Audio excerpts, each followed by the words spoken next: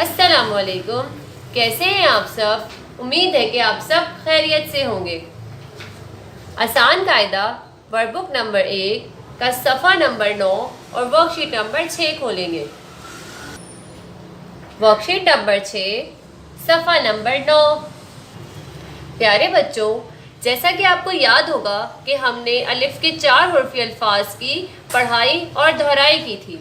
आज हम उसकी लिखाई करेंगे। पेंसिल फेरें और खुद लिखें। पहला लफ्ज़ क्या है? बाबा। चलिए हम पहले इस पर पेंसिल फेरते हैं। बे अलिफ बा,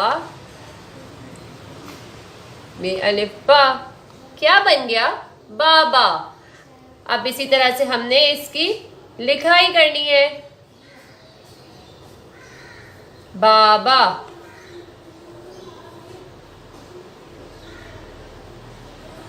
बाबा। अब अगला अल्फाज कौन सा है? ताला। अब इसी तरह हमने इस पेंसिल फेरनी है और इसकी लिखाई करनी है।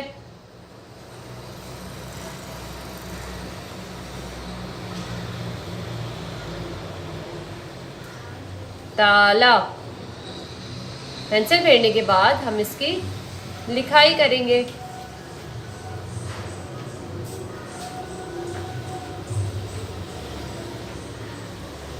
शाम, पान, बाजा, चाचा, मारा, काटा।